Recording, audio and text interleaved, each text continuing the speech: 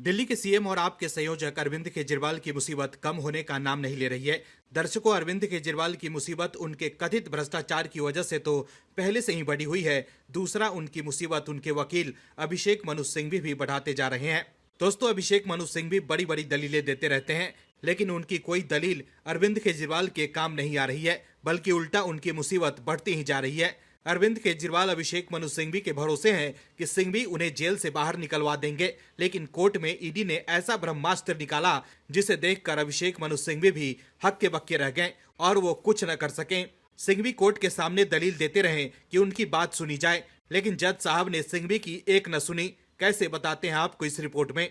दरअसल दिल्ली के मुख्यमंत्री अरविंद केजरीवाल को दिल्ली हाई कोर्ट से झटका लगा है। कोर्ट ने अरविंद केजरीवाल के उस अनुरोध को खारिज कर दिया है जिसमें उन्होंने दिल्ली शराब घोटाले मामले में निचली अदालत से मिली जमानत को चुनौती देने वाली ईडी की याचिका पर तत्काल सुनवाई करने का अनुरोध किया था। अदालत ने याचिका पर सुनवाई 15 जुलाई तक के लिए टाल दी है।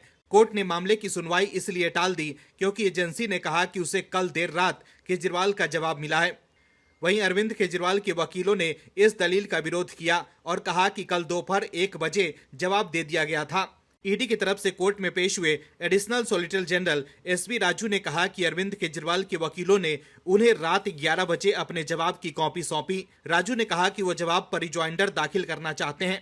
वहीं अरविंद केजरीवाल की तरफ से पेश हुए वकील अभिषेक मनु सिंघवी ने इस दावे को चुनौती दी और कहा कि उन्होंने कल दोपहर 1 बजे जांच अधिकारी को जवाब की कॉपी सौंप दी थी।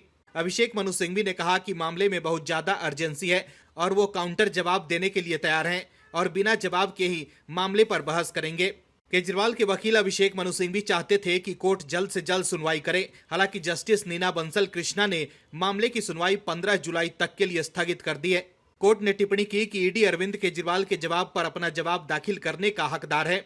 इससे पहले हाईकोर्ट ने अरविंद केजरीवाल की ट्रायल कोर्ट से मिली बेल को रद्द कर दिया था।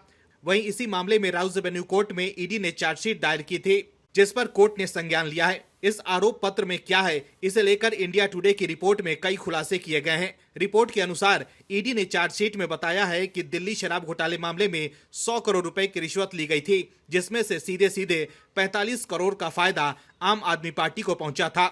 ये पैसे हवाले के जरिए गोवा ट्रांसफर किए गए थे और फिर इन्हें चुनाव प्रचार में इस्तेमाल किया गया था। इस तरह से चार्जशीट के अनुसार अरविंद केजरीवाल के नेतृत्व वाली आप ने अपराध की आय के 45 करोड़ रुपए अपने लिए उपयोग किए और इस तथ्य को छुपाने की गतिविधियों में शामिल रहे हैं।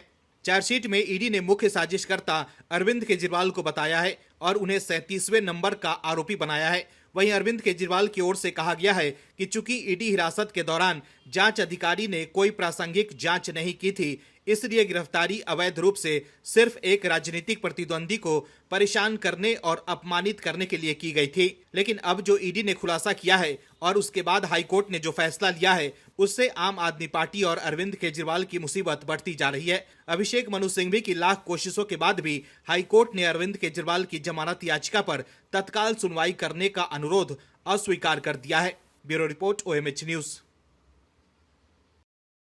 और भी वीडियोस देखने के लिए चैनल को सब्सक्राइब करें और बेल आइकन को दबाएं।